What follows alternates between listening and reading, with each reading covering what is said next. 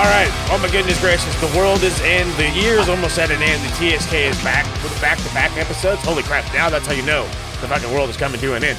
AEW's World End had just come to an end. I kept saying end. If I say it so many times, it's gonna sound like a sound. It's gonna lose all of its meaning. So I gotta stop doing that. Anyway, you know what? I'm gonna be brutally honest. This was a modern day in your house. I'm sorry. I'm going to say it. Mm-hmm. I'll take all the blame in the world. There was 2 good matches. Everything else could have happened on Dynamite. Glorified Rampage. House show.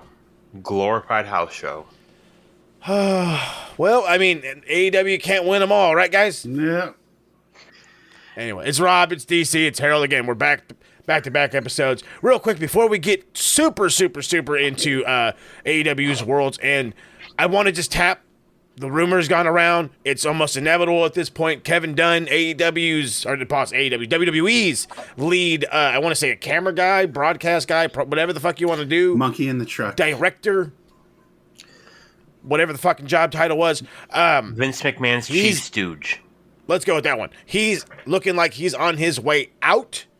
And for me, I'm going to just say it really quickly. This is Triple H's way of saying we are changing everything about wrestling, and it starts with you, fucker. So he's out. Rob, what do you think? I think it's fantastic. I can not get a vertigo anymore watching Raw with the 45 different camera cuts. He's been there since the 80s. And I had read something real quick that said he's basically retiring because he doesn't want to do what Endeavor wants him to do. So too bad, so sad, bitch. His official job title was executive producer and chief global television distribution officer. Okay. So basically, he was basically like the TV director. Word. An exciting time for wrestling, and it seems to just keep getting more and more exciting. And day by day, literally. Kevin Dunn is all elite. See, now we're getting negative, and that's where we're gonna leave it off. We're gonna hop skip on over to that one. Okay, World's End. Let's get right into World's End. Most of you guys, did anybody really catch the pre-show? I didn't catch any of the pre-show. Yes, we watched it all here. How was it? Was there anything worthwhile on the pre-show? It was a pretty solid pre-show. That's all. From what I hear, felt like a rampage to me. From what I hear, we have to be honest for a second. Like, let's be honest with ourselves. In all reality, like a lot of these matches, they could have happened on a regular television show. And it's not a harp. It's not a negative thing. It was this again, like I pointed it out beautifully, and I said I should say because I think it's my own words. This was a glorified in your house. Because it was surrounded around one story. You maybe built a match here, you maybe built a match there, but this was all about the devil reveal at the end. Also the Continental Classic. Say again? That nobody was surprised Continental over. Classic was it? Oh, my bad. We're stumbling. Oh, the Continental Classic. Yeah, okay. You're right. Yeah, it's let's just go with that. You know what? I'm gonna say this. So we get Kill Switch. We can't gloss over it. So Kill Switch, aka Luchasaurus, won the 20-man battle royal. Pretty much gets like the Money in the Bank, if you will, for fucking the TNT title, which was a little foreseeable. We'll get into that as it goes down. Hook retains his FTW title as he should. Nobody else should win that fucking thing. And then we had the opener. We had it was pretty much the BCC, including Mark Briscoe and Daniel Garcia against Switchblade Jay White, Brody King, Roosh, and Jay Lethal. We're fucking throwing matches together, baby. We're throwing shit together for the sake of it. This is, I've said it on, I think on an episode that we've done, and I know for sure I've said it on an episode of Max. Tony Khan is trying very, very hard to be Gato. And he sees when Gato does these random 8-man tags that are building to a story. And he's like, cool, let's fucking roll with it. in some situations it works, and in some situations it doesn't. And then in this one, it's well, maybe we can branch off a bunch of singles matches off of it. And the only fucking singles match you want to see out of this one is Brody King against fucking fucking Daddy Magic. Calling him a bitch, getting all in his face and shit. That's the only match I wanted to see after this. Well, I could give a fuck about anybody else. I mean, B-Dry and Switchblade, that sounds like fire. I mean, sign me up for that. Mm-hmm.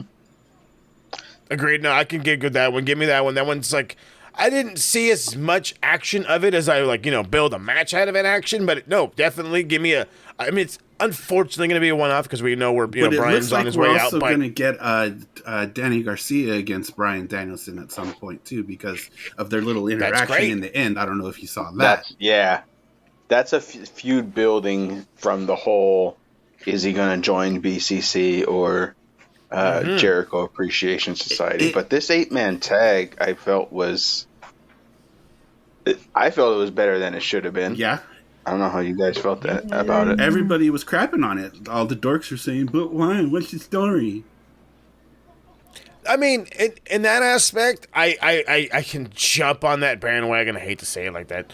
But in reality, we as AEW fans, and that's where I have to say this like this, we need to fully understand that we came into this product saying we don't give a fuck. They'll tell a story us in the ring. They'll tell us a story in the ring. The match setup, the dream matches will be enough for us. We're getting it, and now we're bitching about it. I think so. Well, not to cut you off, but I think the problem is that we had this romanticized idea of what it was going to be. We thought, they'll tell the story in the ring, and it's going to be a certain way. And with anything, whether it's, music, movies, whatever, when we don't have things the exact way that we want it, well, I don't like that. I don't like that now. We want things the way we want, and if we don't get it, fuck it.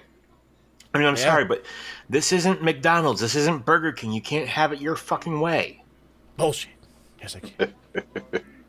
I mean, there's a plethora of other wrestling promotions. You don't like it, watch one of the other guys. Yeah. One of the things I wanted to bring up in the match was at the start of the match, you had Rush and Claudio. Mm-hmm. I think they had a shoot interaction a little at bit that point. Yeah, you're right.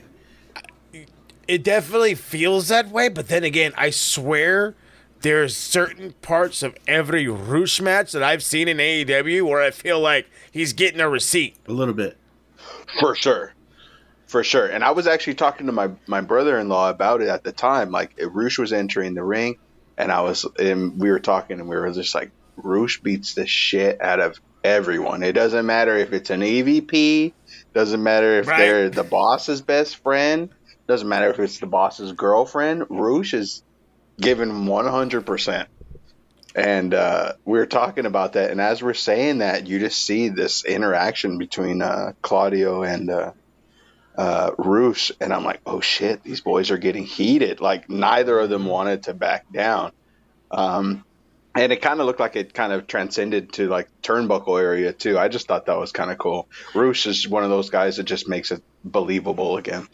Absolutely. I look at, you always hear about a lot of companies, whether it be WWE, AEW, and going into emerging markets. Like, wrestling is huge when you go into the South American market and international. And you always hear about the next this person, the next that person.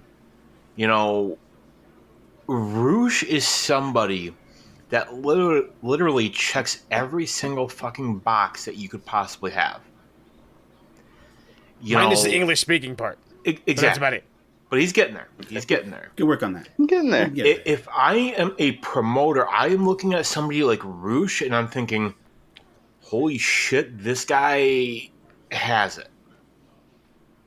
I've been saying that exact sentiment about Rush for the last 6 years. I'm telling you, he is my next hit guy. We got him while you have him, because when whatever his deal is, however long it's for, the other place is salivating at the prospect of even thinking, God, we could get him. We could get him. We've got the brother, but we don't have him. Yeah. Don't forget that part. Yep. But if I'm Tony Khan, and Rouge is somebody, he's got a unique look. There isn't anybody else that looks like him, that can wrestle like him. Nah. And honestly, I would be curious to see. I mean, we've seen his heel work, one of the best. I'm curious to see what he could do as a face. I don't know if I've ever really seen him as a face, but now you got me intrigued. Right. I want to see what he could do. Oh, God. Okay, so speaking of things that I want to know and I want to see, we talk about elevating Rouge. And I know this is I'm kind of jumping ahead, but I just want to use it as an example really quickly. A perfect belt or a perfect goal for him in mind is the new Triple Crown Championship. For the ability to go to Ring of Honor where he dominated, the ability to go to Japan and show off, because he had that ability to go there with CMLL. Not to mention, let's just keep it honest here. If we're gonna see a hard hitting match, if we're gonna see anything used to like what we see from like Ishii, it's gonna be Rouge and Eddie Kingston. You're right. So I'm thinking just bigger. want to leave that there. Wouldn't argue that. I'm sure there's bigger. No, I 1,000% think there's bigger as well. I truly do think there's bigger. But then again, I mean, you got to start somewhere. And for me, like that's gonna be the new. But what TNT title was supposed to be. This is where this is gonna take better. This is gonna be that better thing, that more important belt. Speaking of more important stuff, I wouldn't even call this more important. It was meant to be like a hoss battle. It was a battle over a wife. Let's keep it funky. I can't even gloss over it. I can't be a journalist over it. I can't do it. It was a battle over a wife who fucking tore her finger. And if you guys saw her social media, she was puking all over the place. Shit was crazy. Anyway, I think we just need to fucking cut the cheese, for lack of better words. Andrade's gone. Right? Gone. Probably. He gone. Now, yeah. Okay, since that's off my chest, and now I have to ask the obvious question. Did they fumble him, or was it just not gonna work? Well... Fumbled. Yeah. Thank you. I say fumbled because WWE fumbled him. Mm-hmm. AEW got him. Didn't do with him what they should have done. Yeah. Now he knows Hunter is in charge with WWE. Mm-hmm. Hunter put the title on him when he was in NXT. He can trust Hunter to do it again. He's probably made no friends in AEW. No. His wife's made enemies in WWE. He's made enemies. You're 1,000 DC. He's probably made more enemies than friends. Yeah, for sure. Sammy Guevara, how you doing? Oy. I mean, 0-2, that boy. Oh, I think you put it beautifully. Now that we've stated the obvious, Miro gets his wife back in a win, in a good win. I mean, he needed the win, the momentum, the whatever. But was it with the help of his wife? Did it come at a cost? Is this shady? Do we give a shit now, or are we already starting to lose interest in Miro? Losing interest. Sadly. This is what we're about, baby. Rob? No. I mean, if this is kind of a restart for him, let's restart it. But let's not fumble it this time. I think, okay. Honestly, my whole thing is it's really too soon to tell, realistically. I mean, I think it's at a critical point with Miro. Like, it could go either way. And I think the next several weeks, months are going to be critical as to what they do with him. I think he's got maybe another year left on his deal. I think because I think he Something was like signed an that. extension a year ago, a 2-year deal. Yeah. Yeah. The character it's is gonna be good. interesting. He can talk better. Exactly. So if you think back this a is couple years ago, back to I think it was Mania 31. He came out in a fucking tank. Okay, I don't mean to cut you off, but I kind of have to at this point. That was the peak of his fucking career. Exactly. Let's keep it honest. We remember that, and we remember Rusev Day. Besides that, he's done fuck all. Well, he banged his exactly. wife because too. they didn't understand what to do with him.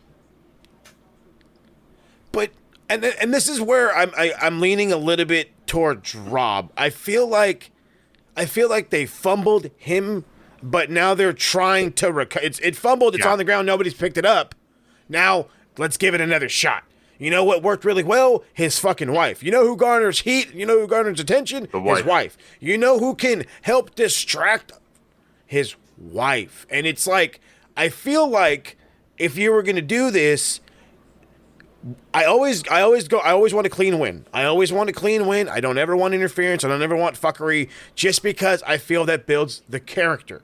I understand the story, but I need the character to get better. And that's why I also agree with Harold, because it's, again, if he would have went in there and this was a dominant victory, fucking Miro this, Miro that, blah, blah, blah, blah, blah, blah, blah, blah, blah. It doesn't matter if his wife's with him, back with him or not. It was dominant. He looked dominant. Instead, this was an above-average Dynamite match, one we kind of really wanted to see.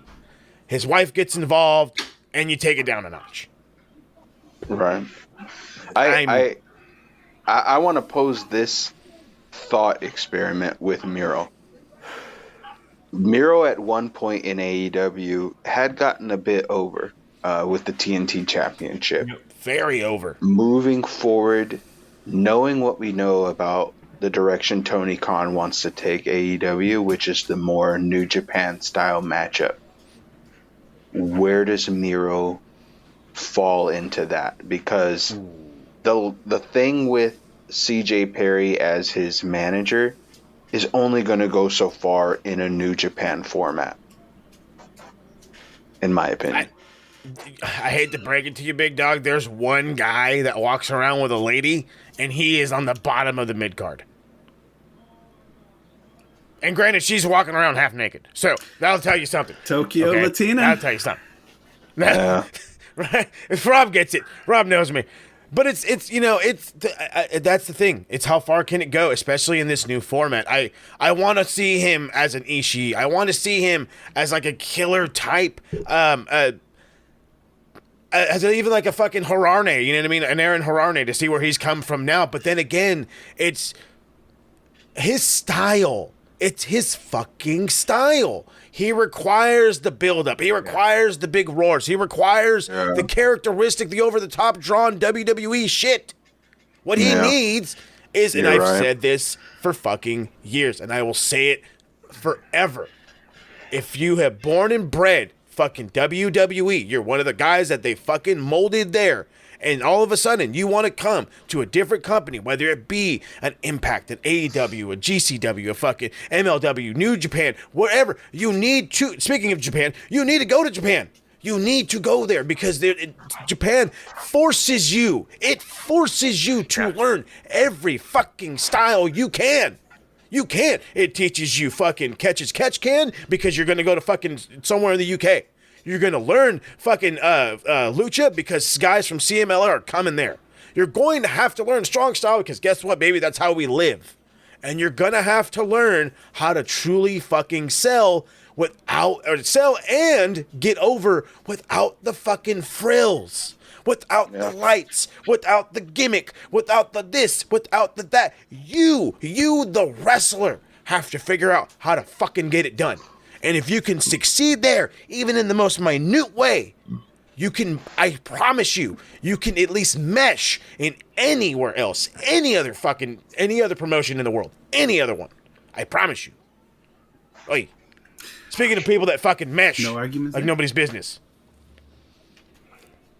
Tony Storm. Hey. Real quick, I Go ahead. think it bears Attaboy, consideration. Harold. I seen you, you nasty. If I can just make this point real quick, I think it bears consideration. Are there some talents out there, be it Miro, be it Andrade, be it whoever, that just for whatever reason aren't going to work in AEW? Are there some talents that, without going to, say, a New Japan, an Impact, or whatever, and getting the WWE stink out of them? Beautifully put. And, that's the same thing really with AEW. Like, if you go from AEW and you leave there, is it a similar thing? Because, to be honest, Cody, for example, we've already seen him in WWE, so we knew what he could do. Jade, we have yet to see her in a WWE ring. We don't know what she can do outside of AEW. We just don't. Agreed. So, I think the question bears consideration. Are there some talents out there that just aren't going to work outside of that style?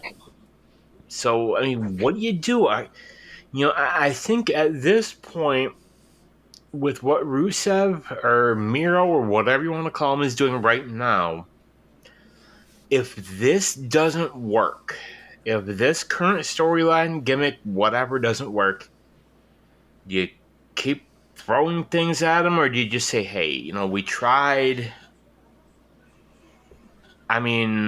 He's somebody who, he's still young enough that I think Triple H or Paul Levesque, whatever, could bring him back in and just say, okay, be Rusev again. We'll restart the Rusev Day. Because I am sorry, but Rusev Day, that gimmick was over as shit.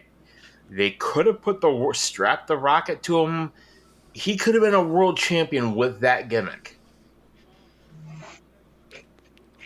Now we're just so what you're telling us to do is you want us to hit the rewind button and go back fucking 8-9 years, where Vince would push a muscly guy like him in the whole racist gimmick about the country thing. It's fucking the Iron Sheik all over again. If this gimmick doesn't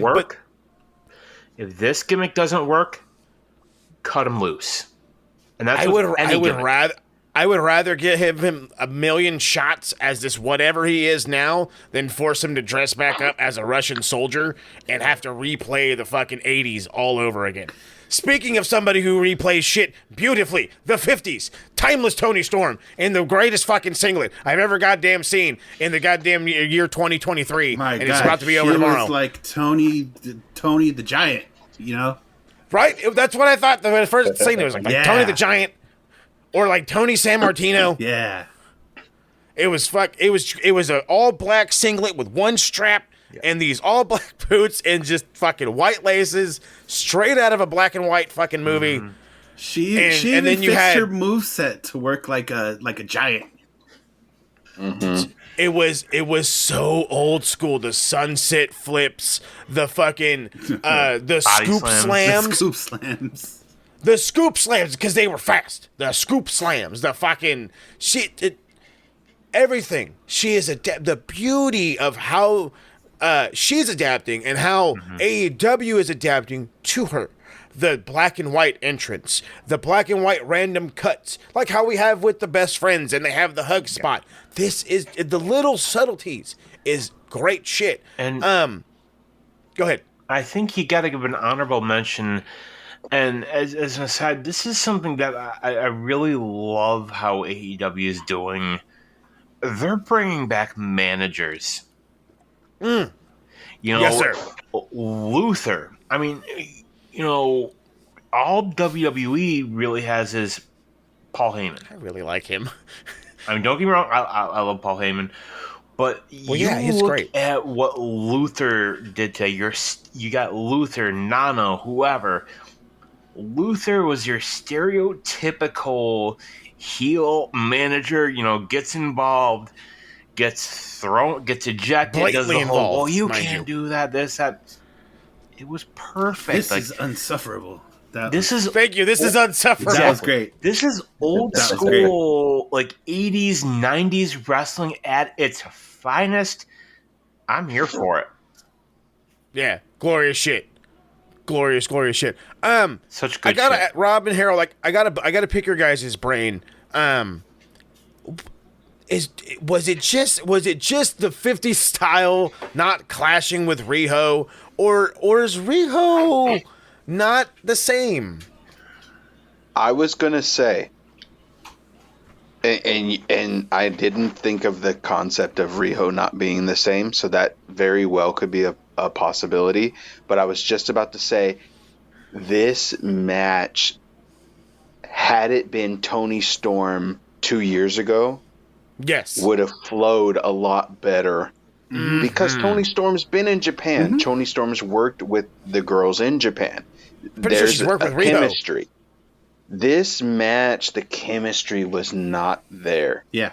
And I thought it was because Toni Storm's trying this style, which is more character driven and is not necessarily a New Japan style. And Riho was having a little hard time adjusting to that. That's what I assume. But it could be like how, it could just be Riho having an issue otherwise. That was kind of my thought, because we all know Riho can work. We know what she can do. I mean, Teddy will full blown disagree. Yeah, 100%. But we'll argue that till we're blue in the face. But we've all seen what Riho can do. We know what she's capable of. I think adapting to what Toni was trying to do here, there was a bit of a disconnect, and we all saw it. Yeah, I think honestly, Rob, you really hit the nail on the head. It's, to me, the equivalent to people that are watching that, maybe aren't familiar with Riho's work. We've all seen what she can do. We know what she can do.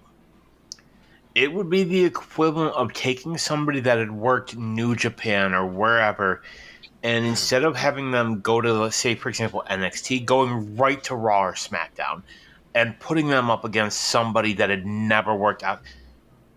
This was a character-driven character going up against somebody that doesn't really go with that style. For what it was not bad. Yeah, it wasn't the best, but it wasn't horrible. Mm-mm. No, it wasn't wrestling driven. It was a character. Yeah, for what it was. It was about the evolution, the continuous evolution of Toni Storm. I think just for the continuity's sake, because Toni Storm was the one that took Riho out, they had to finish this match, and there we go. Yeah. Hey, stories, baby, stories. Which they had to finish the story. Yeah, this is where story took precedence over match quality. That's for sure. I don't want to say the same thing for the next thing coming up. Keith Lee is hurt. I'm not sure what happened, but apparently he's been wrestling hurt for months. I honestly just think maybe my man's getting out of shape. He had that issue once before. If there's one thing Keith Lee is good at, is hiding a freaking injury. You're telling me. How long was it before we knew he had COVID? Months.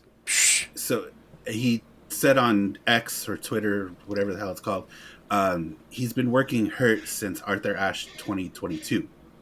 That's at least a year and a half. Yeah. That's a minute. Good God. So he's been working his behind off hurt. Finally time to get some rest. But for those that don't know, his tag team partner, Dustin Rhodes, believe it or not, ends up taking up the spot, and this immediately made it feel like a fucking throwaway match.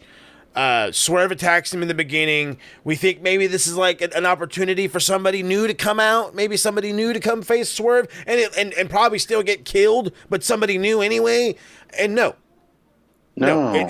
Instead, we get, and please somebody correct me if I'm wrong, 50-plus-year-old Dustin Rhodes being told by the lead medical advisor, or the lead medical doctor, and his assistant, hey, bro, you can't wrestle. Hey, bro, you can't wrestle. Hey, bro, you can't wrestle. Watch me. And then they let him wrestle. Arresting, then arresting. Yeah. Might as well have let Keith Lee just do the match if that was going to be the case. Really, what I was hoping for was it was just going to be a no match. Swerve was just going to beat his ass down for a good 5-6 minutes, and then just call it off. No match. Which it looked like it started off that way. Yeah, that's what we were. The whole cinder block thing, perfect. Cool. Move on to the next match. For what it was, like if you look at the grand scheme of things with this match, what it was. This match was a lot better than it had any right to be. Sure, but it could have been on Dynamite. Exactly. Yeah. And honestly, I think the better decision would have been to have Swerve, like when they're helping Dustin to the back, to have Swerve just be like, okay, you know what? No. Get out of the ring and just beat on him a little bit more. I think that would have been the better call to make. Yeah, if you really needed to extend it. But no, I mean, Harold's 100%. The cinder block spot, boom. Ball game. That's where, you know what I mean? Yeah. Camera cut to a something or another. Fucking go to a backstage interview. Figure out how to waste 3-4 minutes. I promise you, it would have been a hell of a lot more than this. Yeah. Yeah. For sure. You know, I think... sorry. I think the thing to do would have been, and I know he doesn't like being seen on screen, and there's a time and place for fucking everything. The thing to do would have been to have Tony Khan come out and look at Swerve and be like, you know what, no, you know, he's hurt, don't.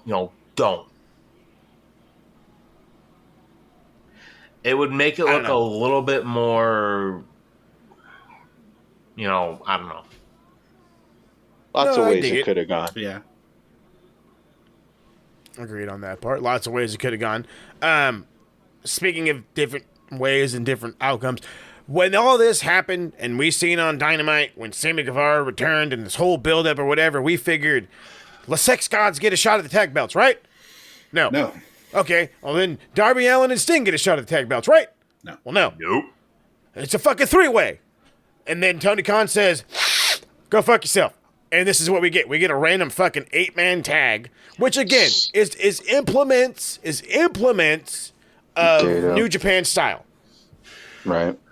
Please, like we gotta get this, that part understood. This is another implement of New Japan style, and it ends up going that way. Going that way with Sammy Guevara picking up the dub. We're obviously gonna talk about this match because it was rather fun. I like seeing Sammy back. I'm glad Sammy's back. I always love watching Sting work. And anytime Darby Allin gets ragdolled by giant men, sign me up. So, I mean, it was everything it was supposed to be. Yeah. But if it was just going to be a one-off 8-man leading to an eventual tag title match, we could have did this on Dynamite or Rampage or Collision. Or at least Rampage, because there was no Collision. For me, like, I kept thinking, like... And to me, it just seemed kind of random. Like, Sammy's been gone for a bit, with the baby and, the injury. Maternity leave, baby. Okay, the whole thing was a ruse. He's going to turn on Jericho. He's going to do this and that. I kept thinking, like, okay, here it is. No, okay, here it is. No. And I think this is one of those situations, and you see it with, other companies. I feel like this whole thing would have been a lot better if they had had a little bit more time to build it up. Absolutely. Yeah. But I think Rob might say this exact line. I literally think you could have just made this whole match better if instead of you would have went this team versus this team versus this team versus this team. And then and then worst case scenario, we get new tag champs. Oh my god. I mean, it's like you took the thought out of my head. See? Also, the shooting star press. Beautiful. Hey, glorious schniz. Yeah, I mean, I don't think. I don't know if it's because the opening 8-man tag was so much fun that this one was almost a chore for me to watch. It was the complete opposite. Yeah, it was just the crowd hated it. The crowd was panning Jericho. Oh yeah, the rumors are slurring. I'm not going to get into it, but rumors are slurring over Jericho, and fucking goddamn marks are eating it up.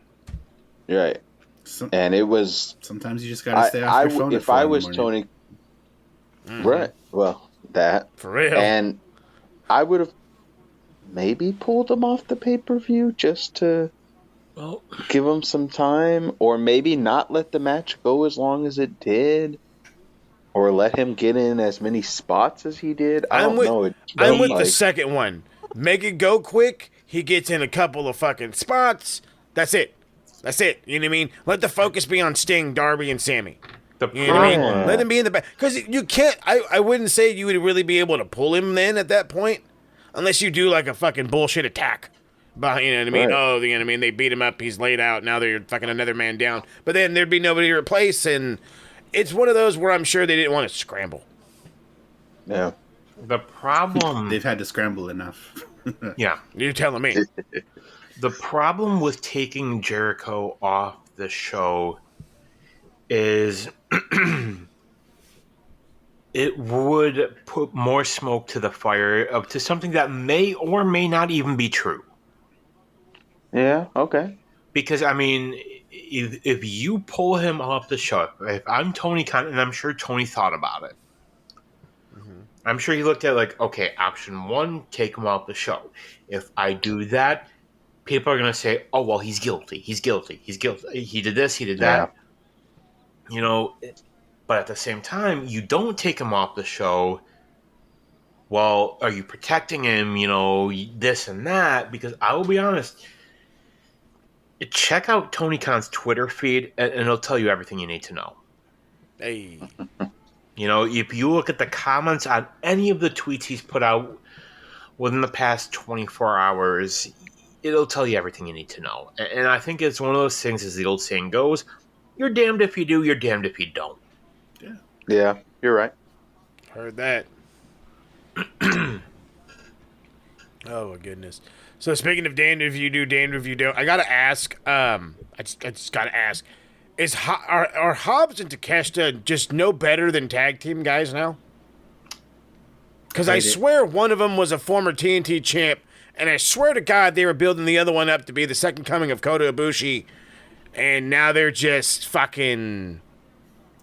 I don't know what the fuck they're doing. And where's Kota? Wait, Hobbs was TNT champ? Yeah. You see? Oh, see what I mean? Shit, I don't even remember that. Yikes. See what I mean? And where's Kota anyway?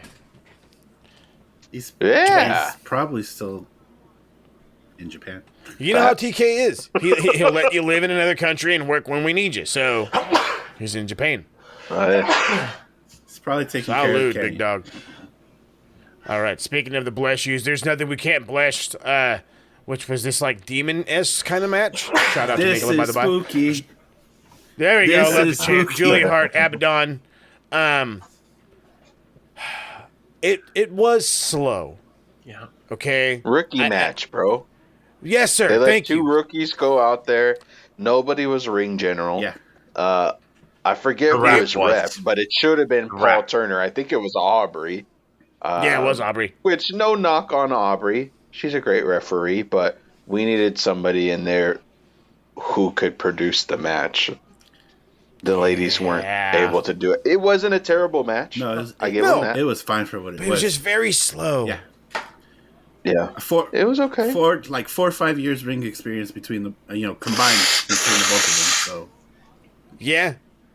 Yeah, that's for sure. I mean, would they say fucking Julia Hart's all 22 years old? Mm-hmm. Yeah. Jesus.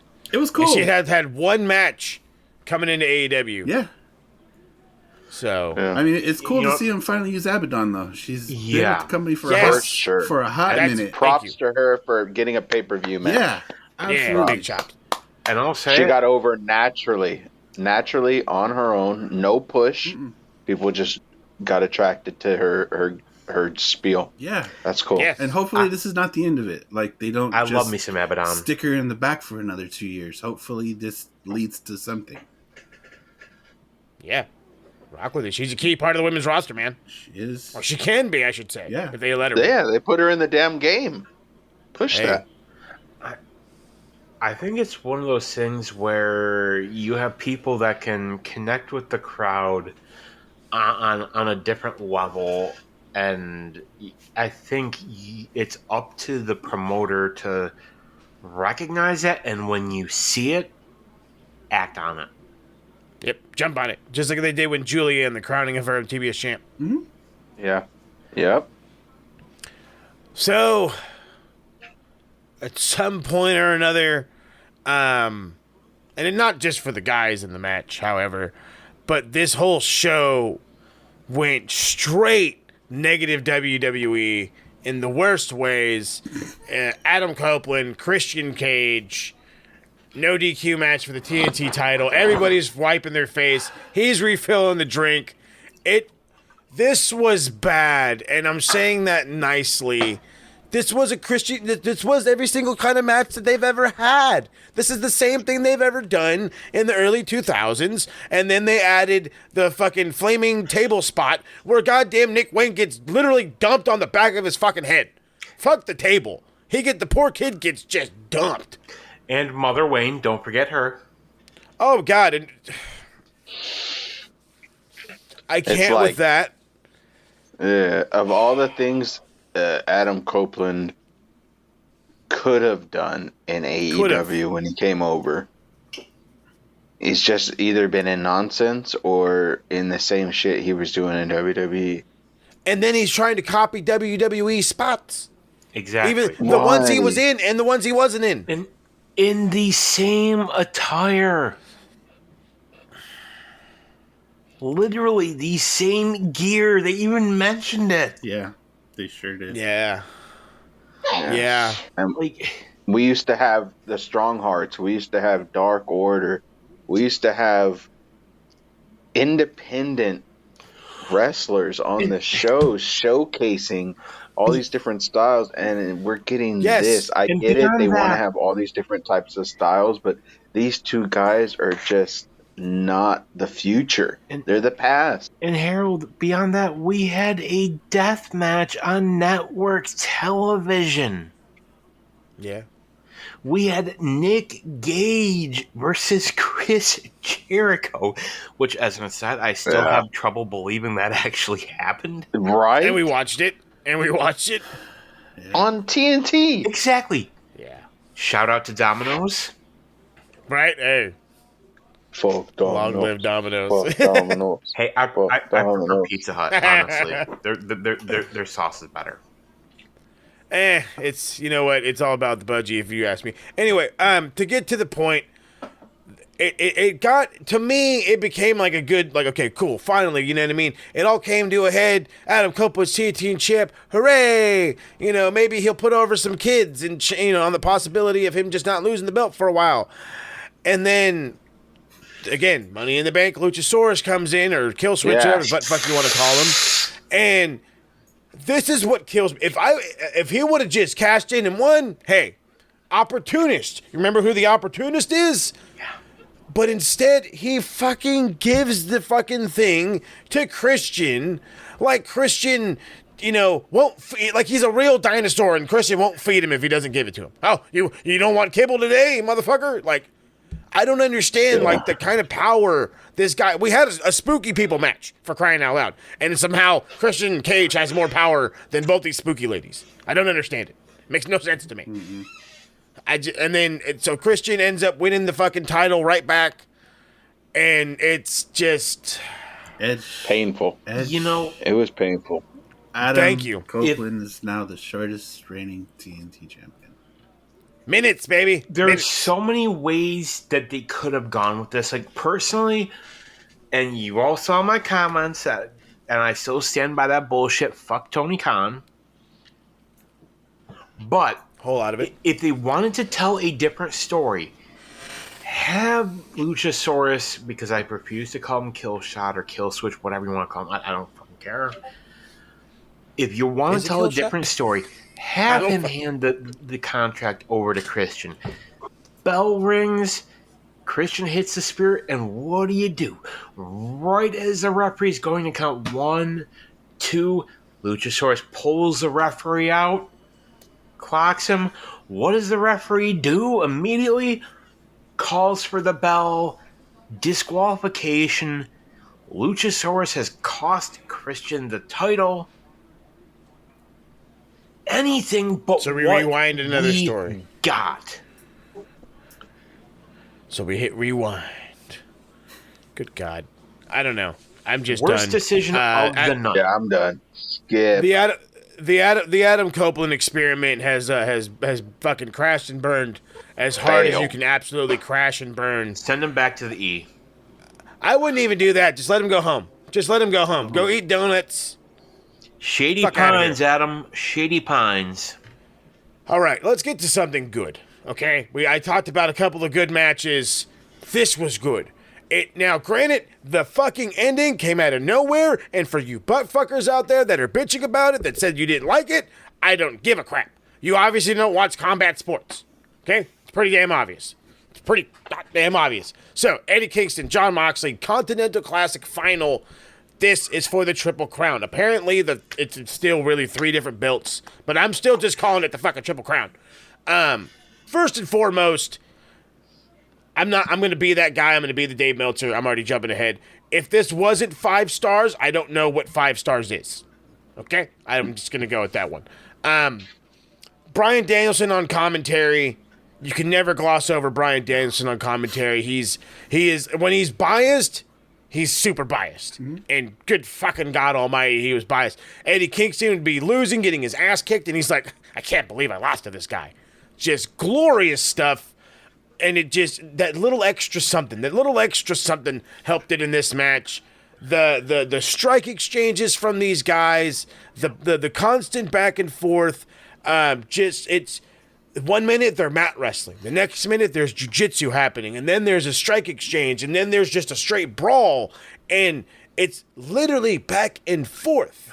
That's the whole thing about it. It's back and forth. And then there's a point in this whole thing where you look like Eddie's done. Eddie's literally getting beaten something fierce. He can't come back. They force a strike exchange, and it literally wakes him up, pisses him off. He hits the machine gun chops all over the goddamn ring. Hits one spinning back fist, doesn't do anything.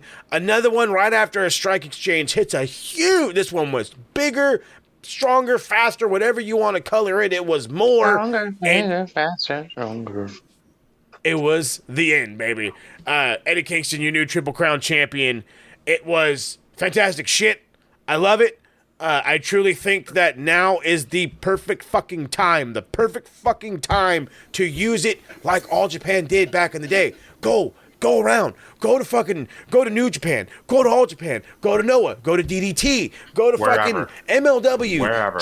Go everywhere, baby. Everywhere. You know, Mo, you said if it isn't 5 stars, I'll do you one better. You all know how I am with my wild match ratings. Let's go.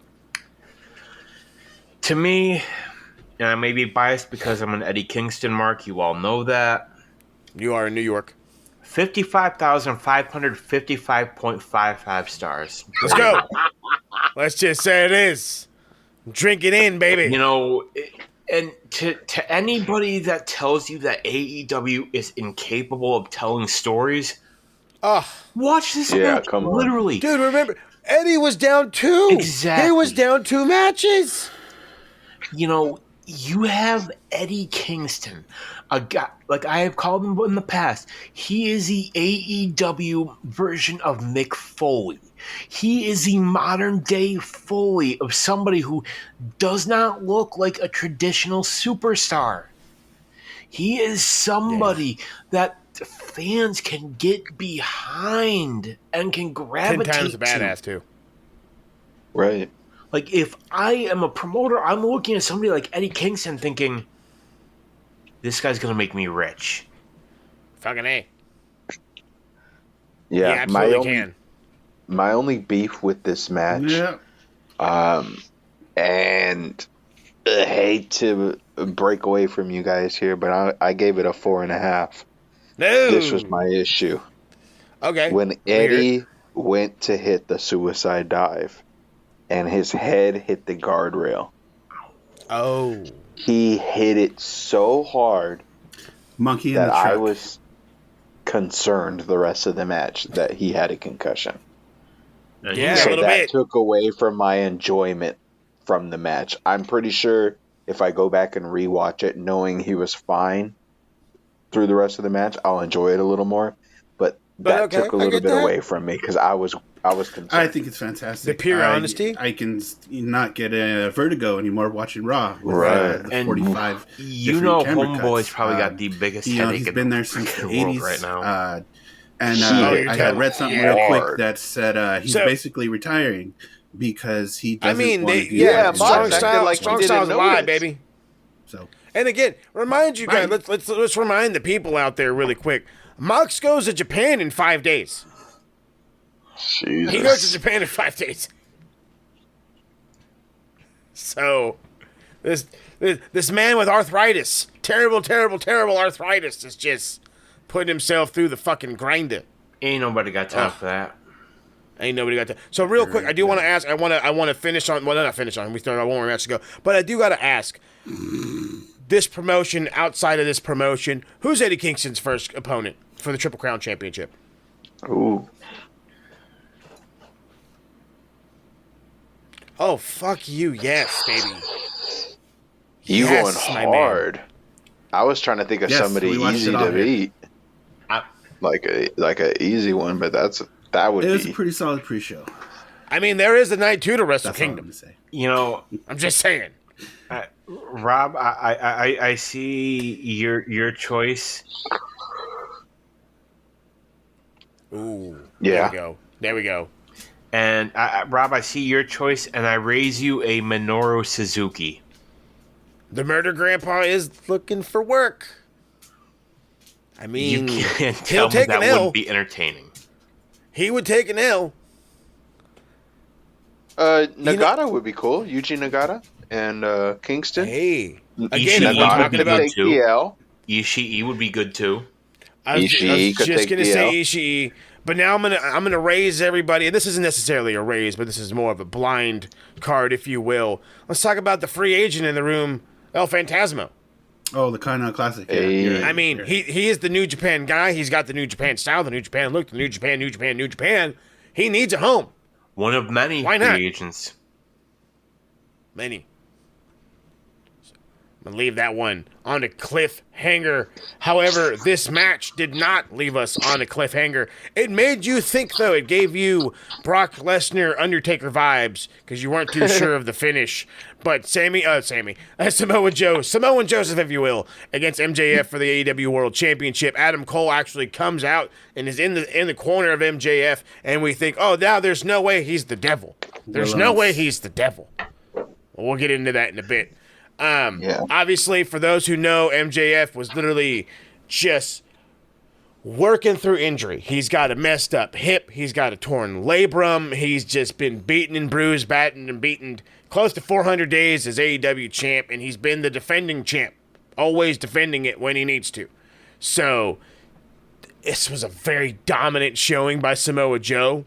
Very dominant showing by Samoa Joe, and it was necessary. It was necessary.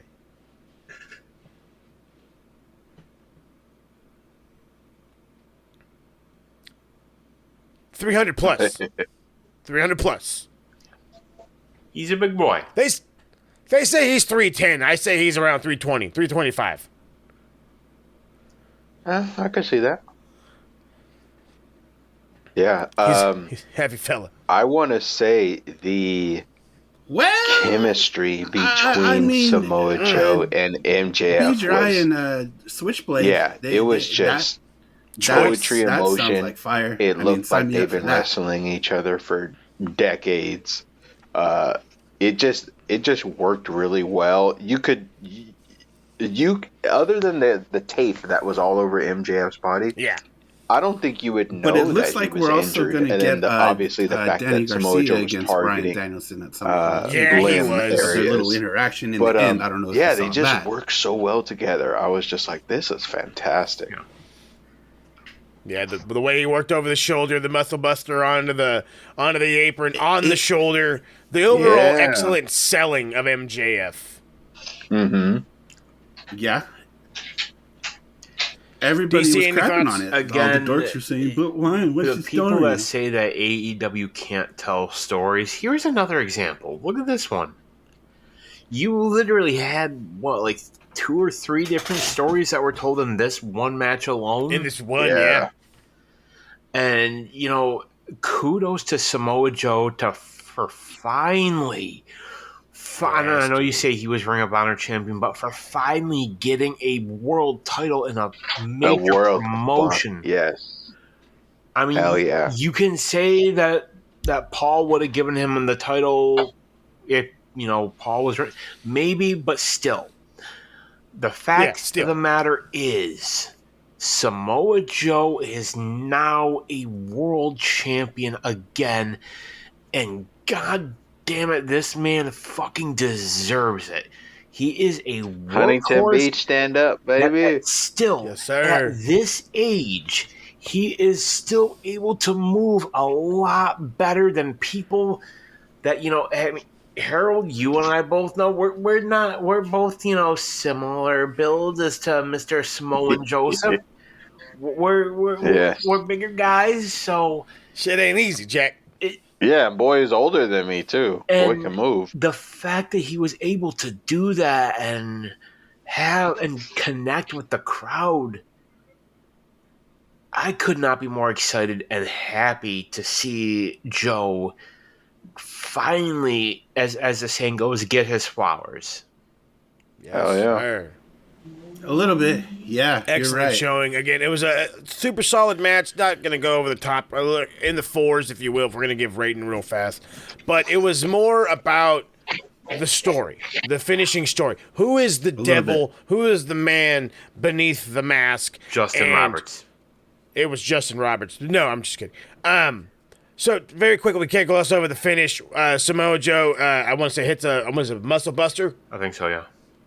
And it was one of those ones, but he hit it quick, and everybody swears that MJF's gonna kick out. Oh no, sorry, it was the Kohina clutch, the arm drop. That's what it was. I messed myself up. So, but the way MJF's arm dropped, it was fast, it was short, it basically landed right on Joe's shoulder, and that was it. That was 3. Ref rings the bell. People in the crowd are arguing, screaming. He didn't tap. It doesn't matter. His arm fell 3 times. Samoa Joe's your new AEW World Champion. We move on to now, hopefully, the conclusion to figure out who exactly the devil is. And Adam Cole is consoling his best friend, MJF, in the ring. And all of a sudden, in comes the fucking devil's henchman, if you will. And the lights cut out.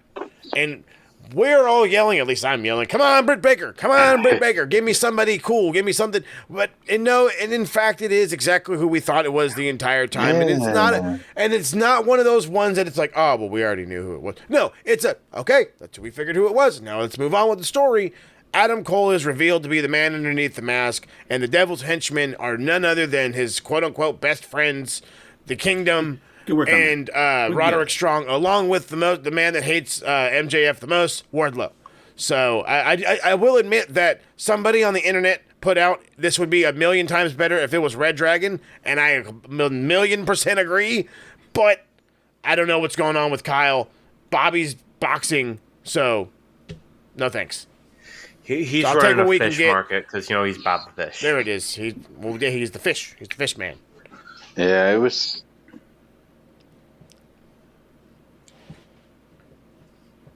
Right, we'll take the Kingdom, who are now like 7-time Ring of Honor champs, tag champs, or something like that. Yeah, like Jesus. I just wish it wasn't so predictable. It was just just on the nose. Yeah, a little swervy would have been nice. I think in going with kind of echoing what Harold's saying, most of us figured it was either going to be Jack Perry or Adam Cole. It was going to be one of the two. Yeah. I feel like they played it safe. Yeah. Yes. They played it very safe. And sometimes, that works. Other times, you have to take a risk. And sometimes the risk will work. Sometimes it won't. True that, bruv. I think the next couple weeks are going to be very, very critical with this story. Okay. Let me pose you this. Oh. Max is good at storytelling. We all know that. I'm hoping, fingers crossed, and hopefully this plays out over the next few weeks. Maybe this isn't the whole end to this situation, and that's why it's a little underwhelming at this point. Maybe Max is going to be like, hey, you thought you were running a game on me. Check this out. Run some footage back, and maybe there's all these Easter eggs we missed where he was running his own thing against the devil. Might have a good payoff. Who knows? I love for a good old swerve. You never know. We could always come up with something crazy. Speaking of something crazy, I have to get this off before we end this lovely thing. To the crazy folks out there that are already saying, bye-bye, MJF, you're obviously on your way to WWE. Individually, I want to get your quick thoughts. Rob, is he gone? Is he leaving?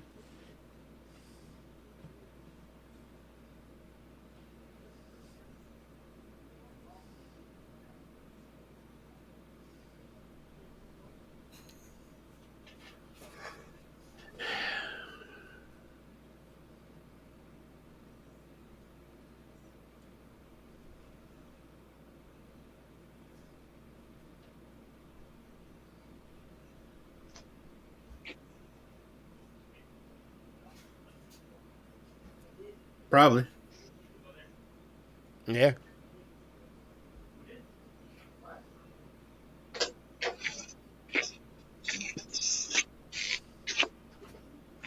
Agreed. And definitely not with the language that he likes to use. Well. So, I mean, we'll get two in agreement. Harold, do you feel any differently?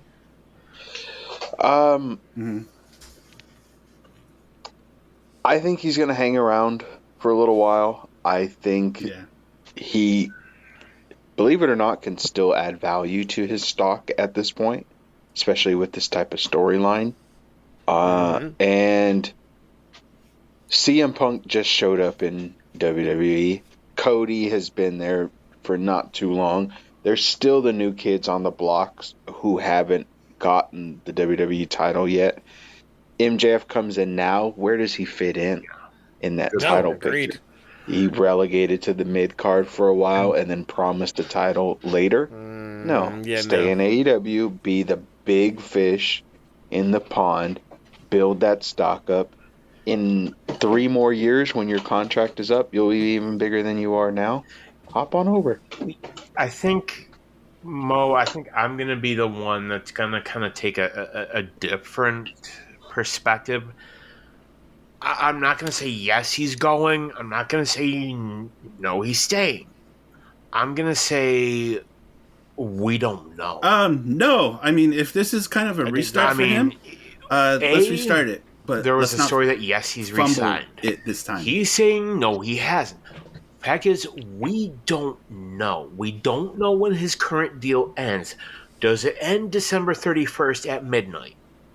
Does it maybe, because we've seen in WWE in the past with them, they've signed people to extensions where maybe it's like a week or two, but we know he's banged up.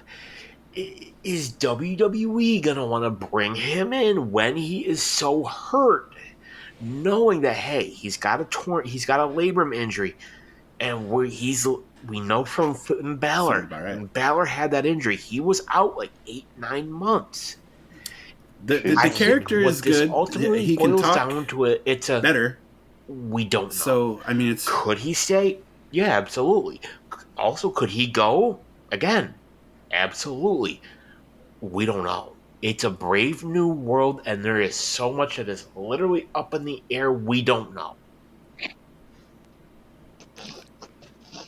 I think you hit the nail on the head beautifully. I'm obviously going to lead the other way and say there's no way he's jamming, but the way you put it, fucking now it makes me just think. You know what I mean? Well, we don't know. You know what I mean? And the reality is, he's going to be out for a hot minute. He's going to be out for a while. A torn labrum is not something easy to deal with. But in hopes that he can come back and regarner just as much as attention and love, which I think he can, I don't think there's any need for him to want to go anywhere. You know what I mean?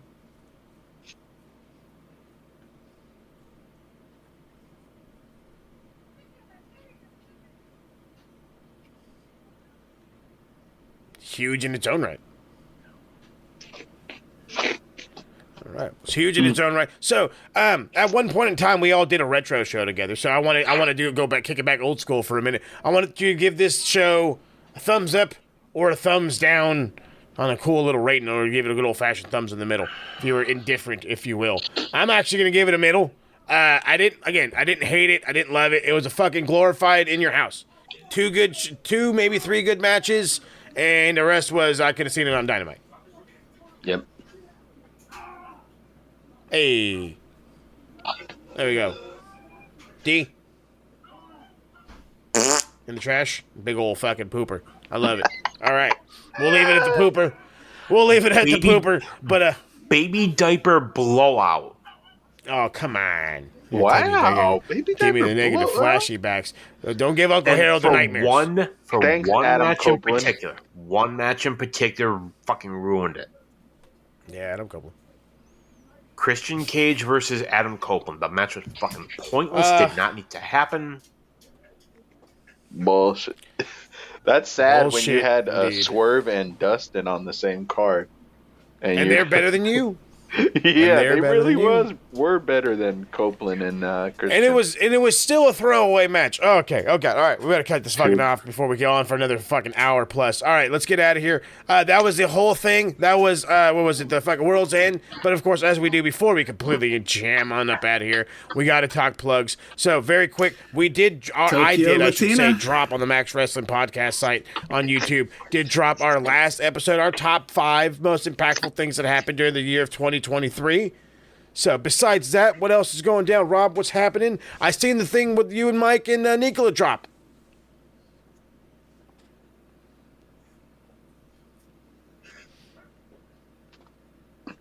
Hey.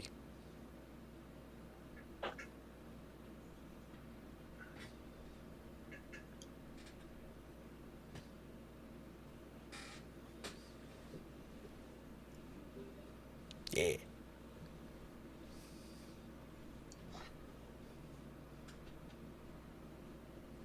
Come say hi to Rob. Harold, we know that the hiatus is still on and strong, but it's okay because it's the holidays. That's how it works right now. But there's a Euro trip coming up, I'm hearing. There's a Euro trip coming up. Not only that, but DC and I have been putting together an idea. Oscar season is upon us. Let's go. Golden Globes are upon us. Hey. Me and DC love to talk cinema. And there is an episode coming soon to you where we are going to go over Oscar predictions, our favorites of the year of 2023, a little bit something different from the TSK, a little date, something to look forward to. Stay tuned. Oh, this sounds great. This is going to be interesting. Oh my God. I got my show coming.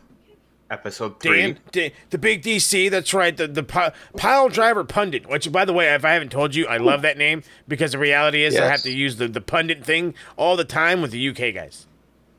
It's a little different. It's sort of, unbiased, best of both, kind of look at different topics. Going to be doing a little bit of, what's happened in 2023, maybe what we could see in 2024. Hey. I think what 2023 has shown us is, to borrow a phrase, anything can happen in pro wrestling. Factual statement there, baby. Factual statement there. Hell, the same can go for fucking footy if you really want to get crazy on it. So, with all that being said, the great news is happening right here, right now. It won't drop on Max. It won't drop on anything else. This episode will drop on Max Wrestling. From here on out, I'm sure TSK will likely still hang out with Max Wrestling, but for all of your footy and American football needs, KTN Sports will be live starting 2 days. January the 1st, we're going live. We're going to be dropping not 1, not 2, not 3, but all the way up to 5. That's right, 5 episodes, maybe even 6, depends on how far we're going to push it.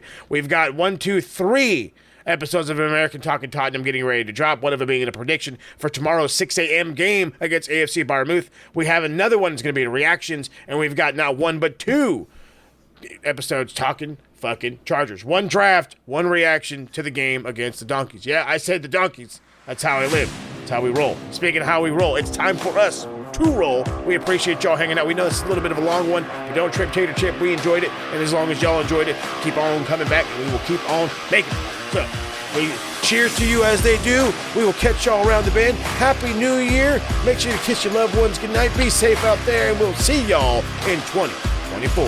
Too sweet, boys. Yeah, baby.